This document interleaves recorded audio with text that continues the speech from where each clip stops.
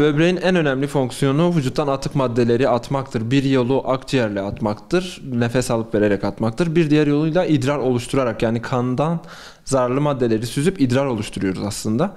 Vücudumuza yararı olmayan maddeleri ve bu böbreğin en büyük fonksiyonu budur. Atma, vücuttaki atık maddeleri atma fonksiyonudur.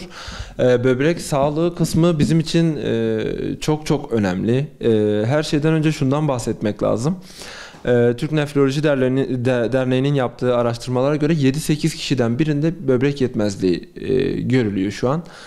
Bu da çok çok ciddi bir rakam gerçekten ve böbrek yetmezliği zor bir hastalık, kronik bir rahatsızlık. İlerleyen evrelerde diyalize kadar, böbrek nakline kadar gidebilen bir süreç ve maalesef tanı konma aşamasında farkındalığımız %10. Yani 10 hastadan biri hastalığının farkında, hastalık ortaya çıktığında tabiri caizse iş işten geçmiş oluyor. Ve bu çok ciddi bir risk aslında. Öncelikle kronik böbrek yetmezliğinden bahsedelim. Kronik böbrek yetmezliğinde böbreğin normal yapması gereken fonksiyonları artık yerine getirememesi sonucu oluşan bir hastalık. Bunun nedenleri var tabii ki. Nedenleri üzerinde durmak gerekiyor bence. Böbreğin kendine ait nedenler olabildiği gibi asıl üzerinde durmamız gereken nedenler: bir, diyabettir, iki, hipertansiyondur. Şeker hastalığı ve tansiyon hastalığımız aslında böbreklerimize zarar veriyor. Uzun süreli olarak devam ederse ve kontrol altına alınmazsa maalesef süreç diyalize kadar ilerleyebiliyor. Bu konuya çok çok dikkat etmek gerekiyor.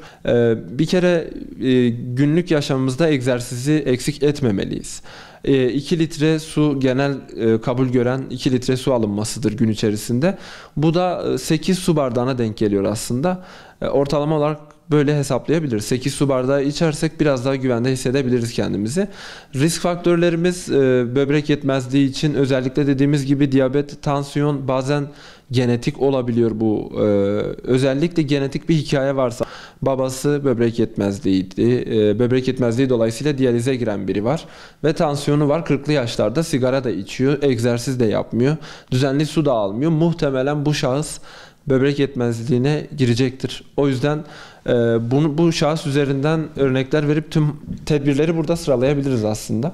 Düzenli egzersiz yapacak, sıvı alımına dikkat edecek. Özellikle kilo boy dengesini gözetecek, kontrol edecek. Düzenli aralıklarla mutlaka kan tahlili yaptırması gerekiyor.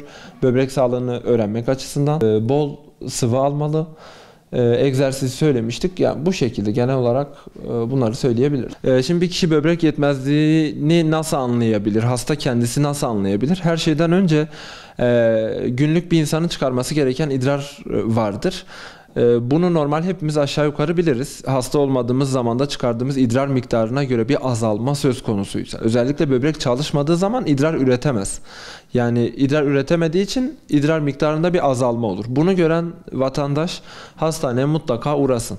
Bir böbrek değerine baktırsın. Kreatinin dediğimiz bir değer bu da zaten. Bu değere baktırılacak.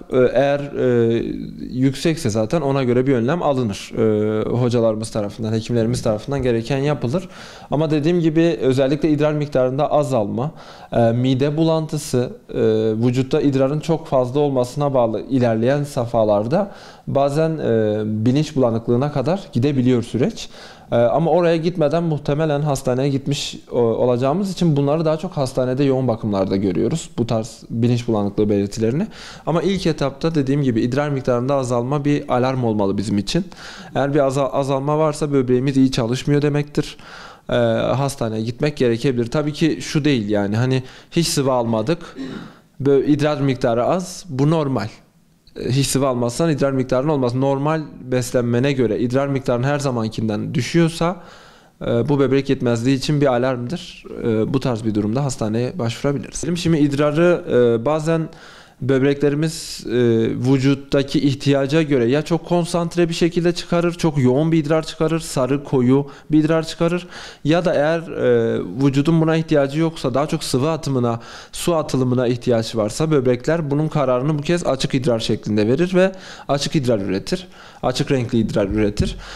Bunun açık veya koyu olması daha çok böbreğin çalışma prensibine bağlı olduğu için Bu daha çok bir belirti değildir. Daha çok idrar yolu enfeksiyonu için koyu olması bir belirtidir. Tekrarlayan idrar yolu enfeksiyonları da yine böbrek yetmezliğine götürüyor süreci. O yüzden bir idrar yolu enfeksiyonunun belirtileri de bulantı, kusma, yine idrar yaparken ağrı kısmına çok dikkat etmek gerekiyor. Bunlar gerçekleşirse yine tedavi almak gerekiyor. Tabii ki düşük doğum ağırlığı, erken doğum, bunlar maalesef risk faktörü yine böbrek yetmezliği açısından. Bunlara dikkat edilmeli. Özellikle gebelik takibi de bu süreçte çok iyi yapılmalı.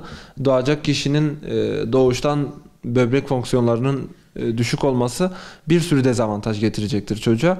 O yüzden gebelik sürecini çok iyi takip edilmeli ve alınması gereken bir tedbir varsa gebelik sürecinde alınmalı. Sonrasında da buna yönelik önlemler alınmalı yine aynı şekilde.